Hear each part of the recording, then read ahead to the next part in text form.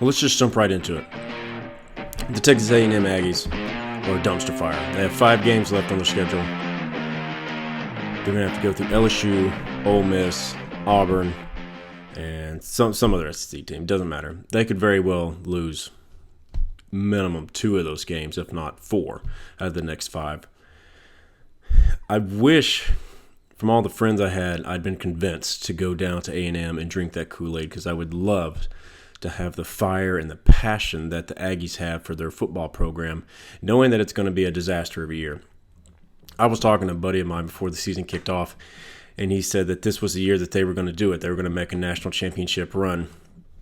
And my immediate response to that was, how are you going to play for a national championship if you have 4 losses on your record? Like, let's be realistic. Does anybody think that Jimbo Fisher, outside of the Aggie fan base, was a great hire? What had he done up to that point? He was the OC for Nick Saban at LSU.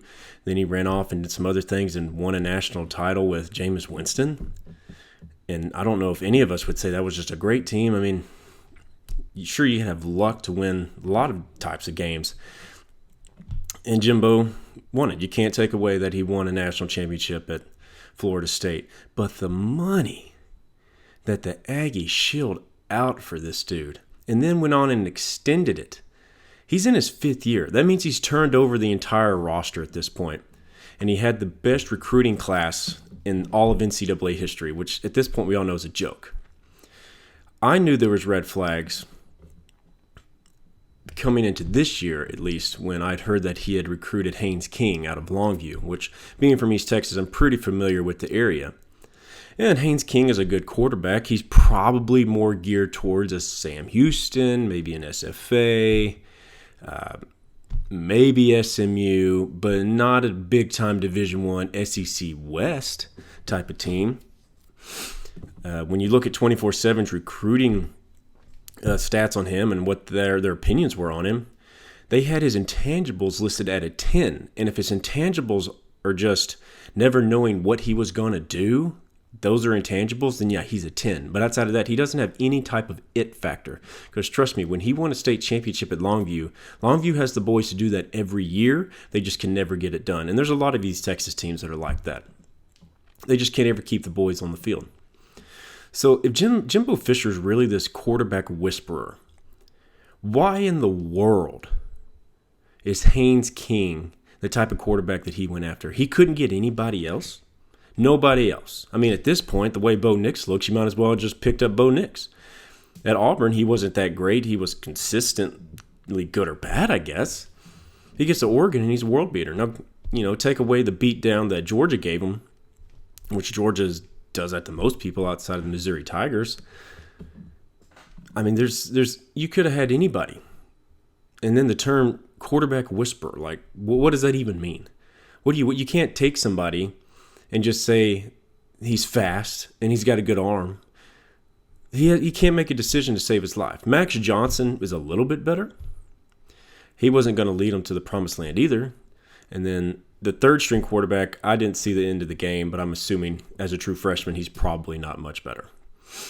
So the Texas A&M, like I said at the beginning, I wish I was a part of that cult and that Kool-Aid down there, because there'd be nothing greater than every Saturday just being hyped and being unrealistic about any of the outcome that is going to come our way.